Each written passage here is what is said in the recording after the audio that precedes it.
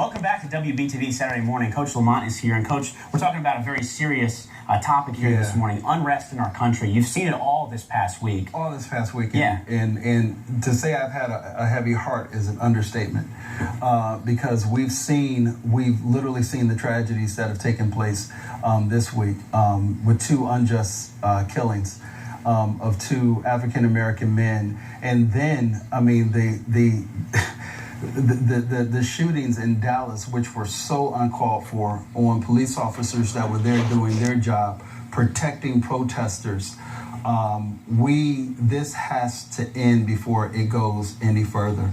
And I mean, this has been something that has just been so heavy on my heart and so heavy on the nation as well. What was your initial reaction when you saw the stuff come out of Louisiana and then Minnesota, and then, to try and swallow what you just saw there and then have Dallas on top of that? What was your initial reaction? I don't think my initial reaction is good for television right now. Yeah. Of how angry I was when I saw what took place in Louisiana, and then the next day to see what took place in Minnesota as well.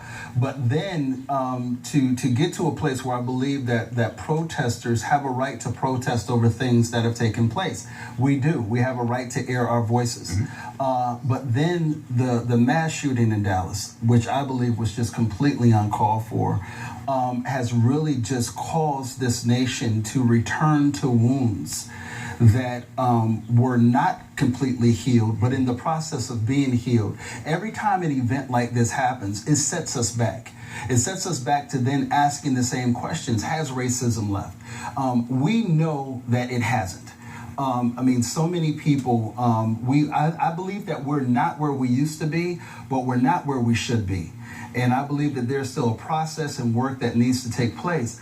But causes like Black Lives Matter, I agree with Black Lives Matter because we have to represent the voices of those who have been slain.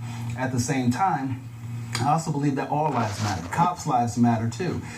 There are good cops just as many as there are bad cops, and there are good people just as many as there are bad people. Mm-hmm. But we can't begin to just cherry pick people off because of their organizational stance or their racial stance. And we have to really, as a community, we have to pull ourselves back and we have to say, what can we do from here to make a difference? The conversation has to start. The conversation has to start between many organizations and many races of people. We have to get people in one room to really discuss what has been going on and really to leave our egos at the door and our personal agendas at the door, really to have an open discussion on what we can do as a nation to move past these things. And until we do that, we're going to continue to read the same thing in the newspapers. We're going to continue to report the same stories of slayings. And, we are better than that. We as a community, we as a nation, we are better than that. We've come a long way. And it's time for us to take the extra mile and go even further. Now, we don't have much time left, but I do want to ask you, what can we do? Now, the conversation can start. But, put you on the spot a little bit, what could we do in this situation? How can you move forward with action in this situation, especially after sending everyone back? Yeah, what we can do is, like what I just said, we have to have a dialogue and a conversation. Now, on a personal note, I have an 18-year-old son, and my fear is my son being pulled over and an officer having a bad day because I've taught my son the proper techniques on what to do when a police officer pulls you over. Respect the badge and do what is asked of you. As a father, that fears I have that fear. I also have that fear for other African-American young men. I also have that fear for anyone that is in the line of a bullet that's not meant for them, or a bullet that is meant for them from an aggressor who may just be having a bad day.